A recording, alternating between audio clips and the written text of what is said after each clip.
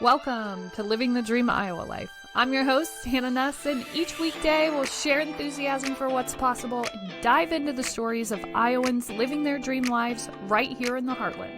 Whether you're chasing a big goal or just looking for a little inspiration, we've got you covered. Let's change the world together. This is Living the Dream Iowa Life. Let's go. Heyo, welcome to Living the Dream Iowa Life podcast. I'm your host, Hannah Nuss, and let's get into it. Today's question is, what do your chakras look like? I know, we're going there. We're going all the way there. And I was reading through my book, and they had offered this exercise to imagine what your chakras look like, to tune into them, to get into that place and imagine, and then to imagine the person next to you or across from you. I think she had said this is a practice that they do at conferences that she does. And so I imagined mine. I went one by one up the spine and imagined what they look like. And then the next level challenge, and this is what I'll challenge you to do today, is to draw those, color them. I did watercolor. I will share my chakra paintings later today because I just love watercolor. I think it's so fun. Such a fun medium. And yeah, it was wild. Because I really thought probably what a lot of you are thinking right now. Oh, I couldn't do that. I couldn't. You just got to tap in. Imagine root chakra and see what comes to mind. For me, it was like this ball of fire. Just very red and intense ball of fire. Which is really great because I feel like in other instances, it has been kind of non-existent, not lively and fiery like it was yesterday.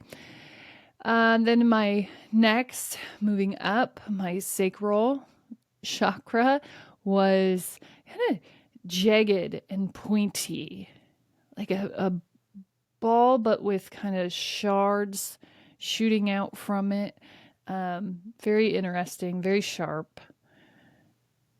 Then my next one, my solar plexus, yellow, just bright radiating yellow, kind of from this burning ball center radiating out. This was my biggest, most expansive one.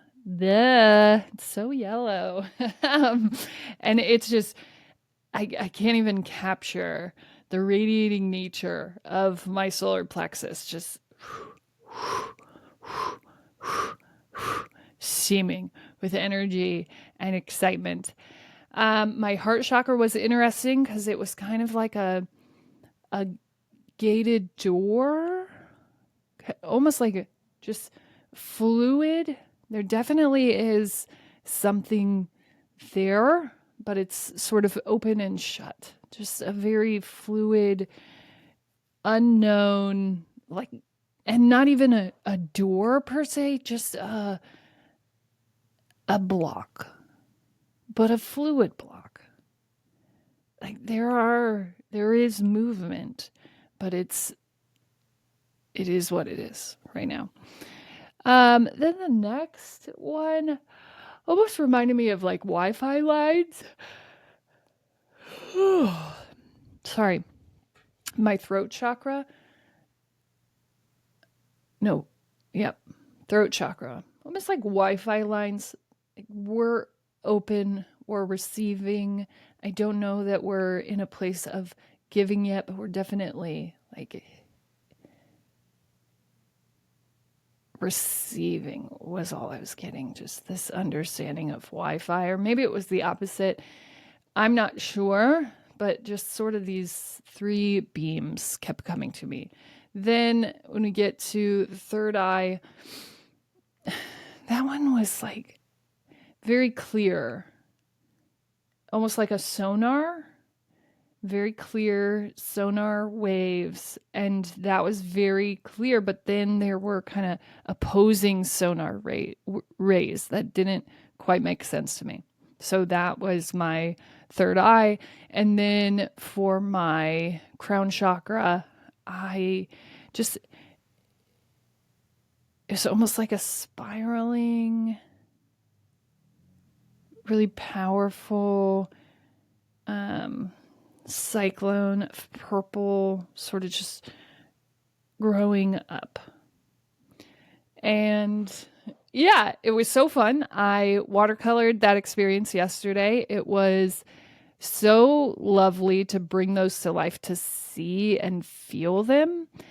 I highly suggest that you do this as a practice, just to really tune into those chakras, figure out what's there. And how I did it was just focusing my attention on each one, starting with the root. And then doing a couple of deep breaths as I visualized what that looked like, what came to mind. And I'm still working on visualizing those for other people. Honestly, I feel like I can see this in other people, but I've never put it into this context. I can definitely feel what's lacking. The cool thing is, with this cyclone ball of energy I got up here connected to the higher power, I know where you're supposed to end up. I don't know how, but I can see all the way to that vision for every person that I encounter. Their biggest, boldest, most wonderful selves, I can see that. And so it can be hard for me to play poker face when I know they're not living up to their potential, when I know that they're headed down a road that doesn't align with what I can see for them. When I know, more than anything, when I know that they're backing down and they're saying, this couldn't be real, this couldn't be true, this couldn't be me, I can't do this. And I know that they can, and I know that they have to. And so, yeah, so I feel like, though I have never looked at it from this lens, I know where the blocks are. Not that I'm going to place my hands on you to fix them, but I do feel like I can implement different strategies in order for you to work through that block, if that makes sense. And I'm not, listen, I'm not a chakra healer, but I do believe that action heals all. And so if I can identify where you're lacking, I can go ahead and help you get set up to overcome that lack, and then end up doing whatever it is that you had set your mind and heart on doing. Yeah, I know. Seems pretty wild that someone could do that. How do you get that job? You just really just assign it to yourself. And then keep working through what it might look like. How do you get there? And keep working. I am in my 7th year, and I feel like this is my year of knowing. I finally know what it is that I'm supposed to do. I still don't know how we get there. But that's not my job, right? Here's the destination. Set and go. And so, yeah, that has kind of been my journey right now, this end year, this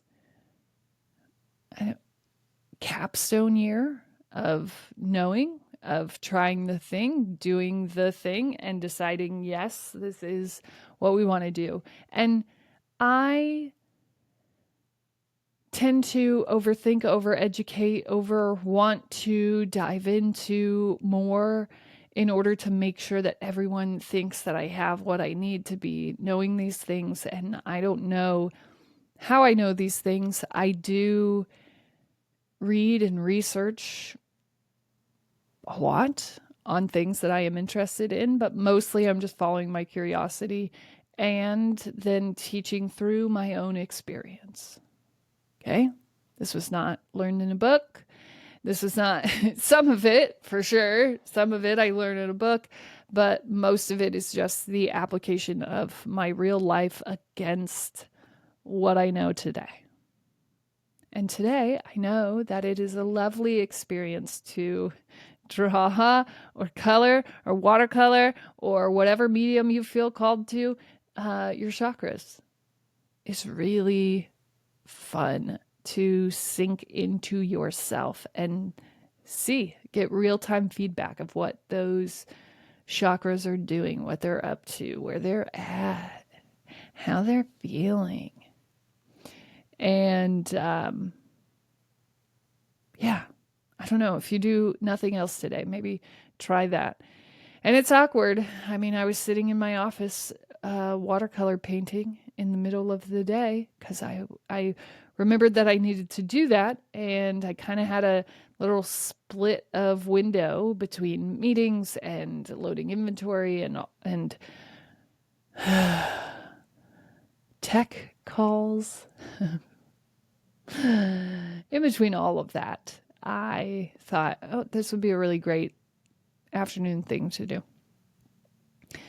And so I paint those, and it felt silly, but it also just felt really cool. And I really want to hang them back here and kind of show the energy of my chakras as they sit right now, as they sat yesterday. I haven't even checked in with where we're at from a chakra standpoint, but I feel like I am coming alive. I definitely feel the extra pulsation of the sacral, right?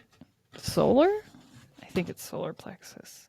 The solar plexus. I have been feeling that lately. There has been a lot of energy of, nope, we're getting this done. Nope, we're not putting this off till tomorrow. Nope, this is happening now. Now it's happening. Step in, suck it up. This morning, and this is what always happens, and this happened yesterday. Every time that I'm like, no, we're doing this, we're gonna do this, every single thing gets thrown in my way. Everyone. Someone gets sick. Just yesterday no, I am doing this. I am going to post. I am getting that done. And rain, dumping rain out of nowhere at all. I have no idea how it even rained, period. So it was completely clear sky when I woke up, and then right at 6, and I didn't even hear it in my house. I went to go outside, and it was raining, downpouring. And I was like, I am still getting my laptop. I am still getting that. I am still getting this work done. And this morning, though, I got all of probably 2 hours total, maybe. And that's if we are stringing them together. All right. Maybe 2 hours total of sleep. And so I get up, it's 4 a.m. I don't wake up at my normal 3 because I woke up at 2 and my daughter wanted to go downstairs. We had to take some medicine. I wake up at 2.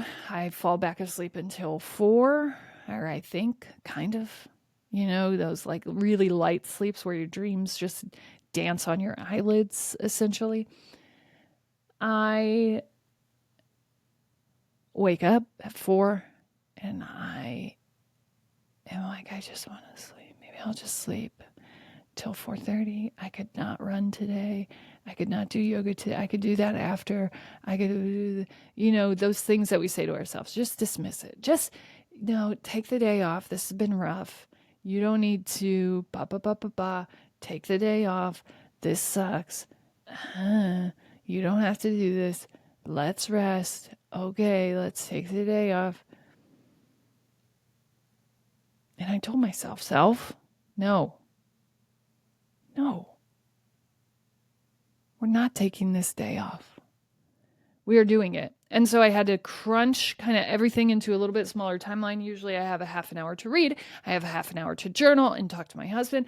I have an hour to work out, and then I have a half an hour to do yoga, and then an hour to podcast and write. And I had to shrink everything down. Like, nope, we are making it fit. We are still doing the things. They may not be to the exact standard or timelines that we are used to doing them, but we are getting them done. And I just kept saying to myself, no, you could skip the run. Oh, you should probably skip the yoga. You could just skip that. You could do it later. I never do it later. Sometimes if there's a class. But I don't. I'm not going to. It has to be done. And this solar plexus, this extra, even though today is about creativity, right? And that's why we're painting today. We're going to paint, we're going to draw, we're going to create our chakras. But this solar plexus pulsating, I think, is definitely a moment. And it's so funny because I was having so many just bladder issues, just a lot of bloating in that area, a lot of problems because I think I just had this completely stuck energy of not stepping into my power and sort of cowering back, and even just having some, I wouldn't say rage, but letting some of the anger out of the things that I have experienced over the last year, if not 2 years. Just saying some hard things out loud to myself, and even stepping into the power of that, truth, to the power of that feeling of disappointment, that feeling of anger towards people for, I think more than anything, for potentially, and this is what's so disgusting about people just hating on other people and trying to tear down what they have built. Like, they have families. They were a baby just like you. They were a little girl just like you, or a little boy just like you. Like, they experienced this full human life just like you.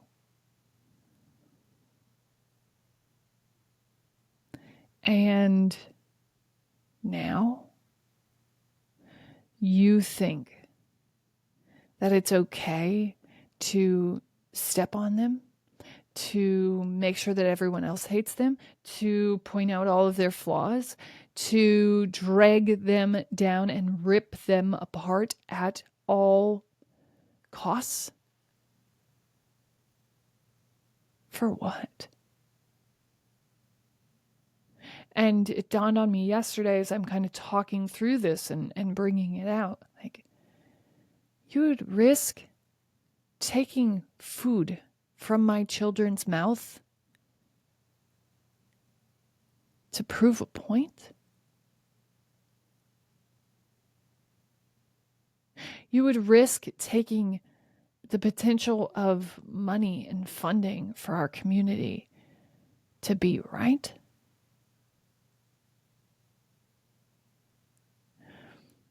To be the person who thought of it? Come on. Get some perspective.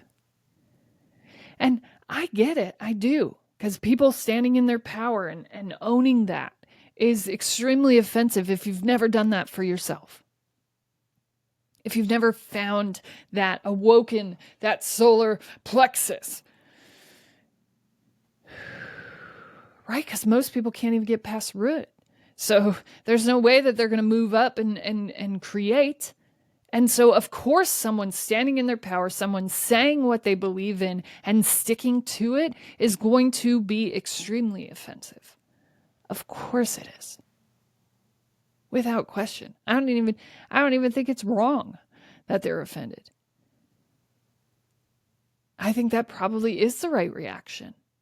If your solar plexus and your sacral chakra, if they have never been engaged, then anyone that is creative, anyone that is powerful and knowing and sticking to their truth, sticking to their selves, if you've never felt that energy rise, then it is going to be offensive. Then that does feel like someone who needs to be ripped apart. So I get it. But for what? To rip apart families? To hurt someone? And this mama bear in me all of a sudden just gets engaged. And she's like, whoa, whoa, whoa.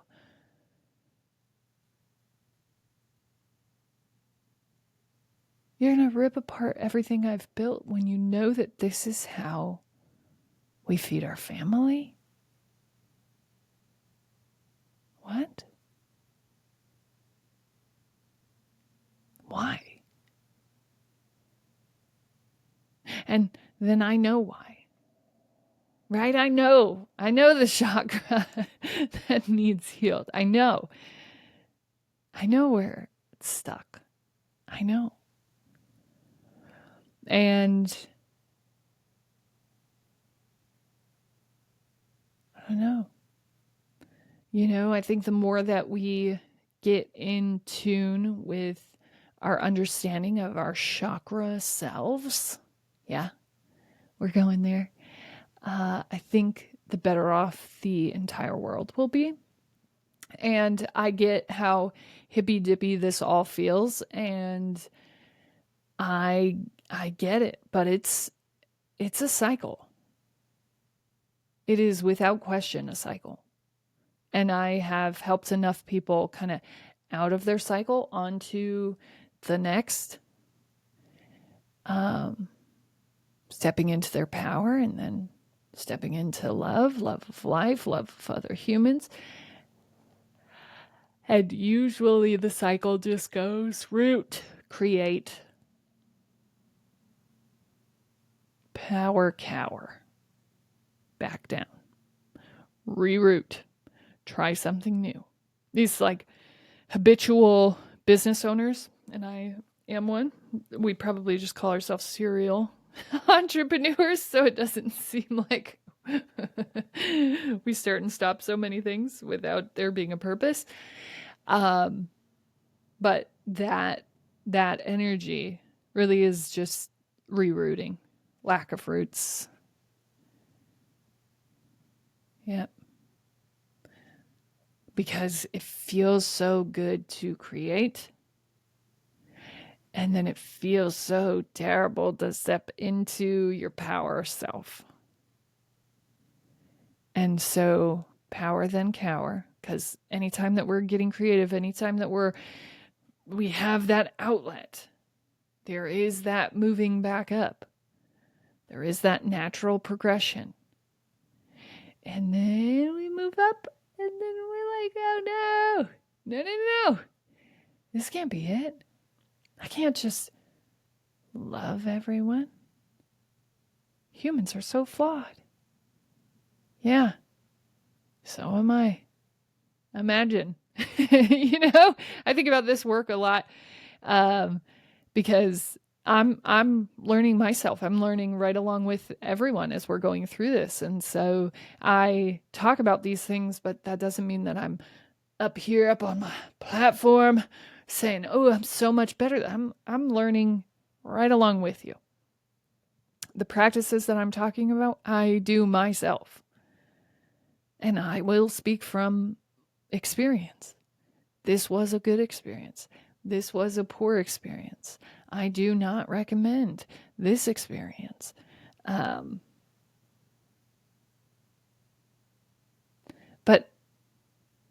I'm not above anyone. I'm just speaking my truth. I'm just telling my story from my perspective. Not because it's an important one, but it is. Not because I'm better than anyone, because I just felt called to share it. I don't know what that means or where it all goes, but I know that I have to get it out. I know that I am a better person when I am letting it out, talking it out, reading, experimenting, learning, growing. And so are you. And so when we move up, oh, we created it. It was so wonderful. It was so fun. I loved doing this thing. I loved whatever that was. I'm going to start the thing. I'm going to do the thing. And then we're like, oh, but I have to love myself to keep going. Feels easier to just rip this all apart.